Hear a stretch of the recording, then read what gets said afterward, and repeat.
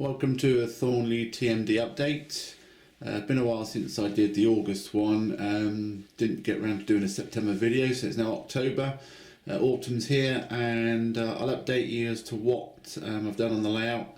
Those who follow on the Facebook page will have seen, but the video on YouTube will help those who don't follow me on Facebook. We've completed the concrete for the service shed. I'm quite pleased with how this turned out in the end. I used Screwfix Ash Grey tile grout powder, which is a flexible powder, and it's basically mixed with water to a creamy consistency.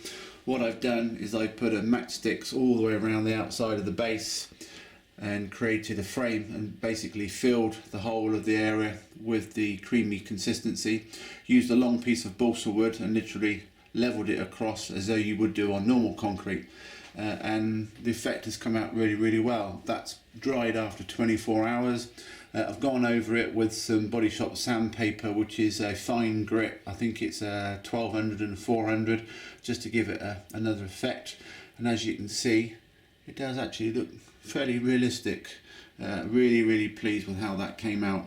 The service shed, obviously, I've done concrete inside, and in between the rails I put an additional rail, as you can see. Hopefully if I bring that up quite close, there's an additional rail just in between there, and they were bonded to the sleepers, and then the cream filler was added and levelled out and sanded down again, and that's left enough room for the flange of the wheels to go through quite nicely and given it a really nice effect. What I will do is I'll weather the inside of those rails, so hopefully it will disappear quite a bit, but really pleased with that. I've added some yellow railings to the side as well, just in case anybody fell down that little embankment. We've also now done a new fuel terminal. This is the PIKO fuel tank. It's HO scale, far superior to the little night wings. They were tiny, didn't really represent what I was looking for, so that's a kit built.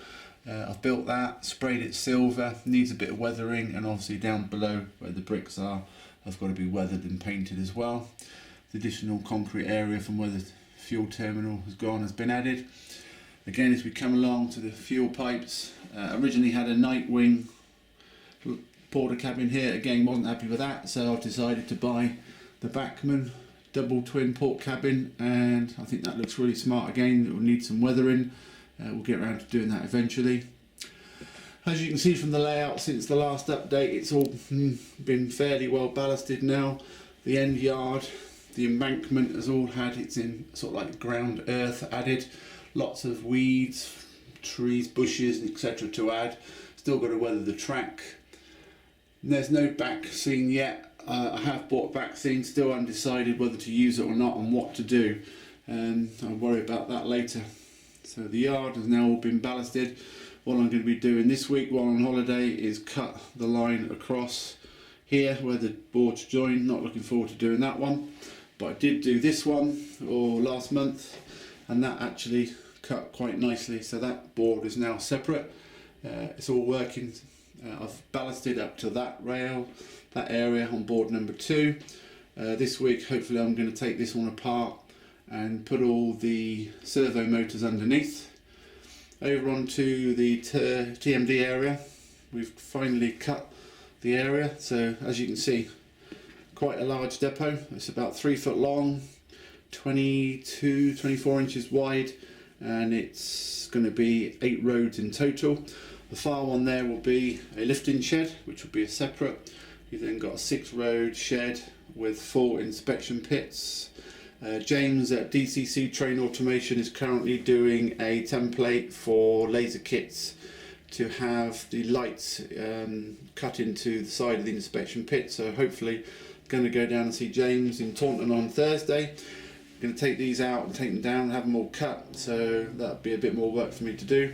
And this end one's just a normal end, which I will fill out.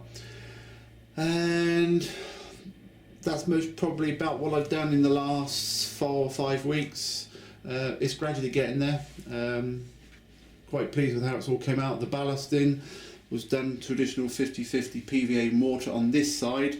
On this end here, James at DCC did kindly give me some glue to try. I'll try and find where that is actually.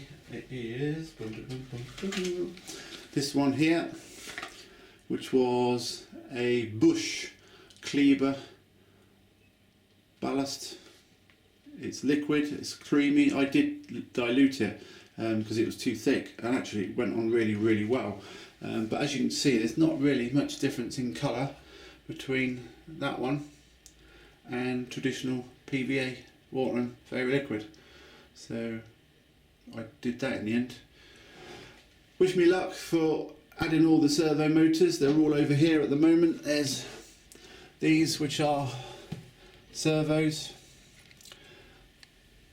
added to a bracket, and then obviously then you've got your spring, and then that's the rod that's going to go through the points.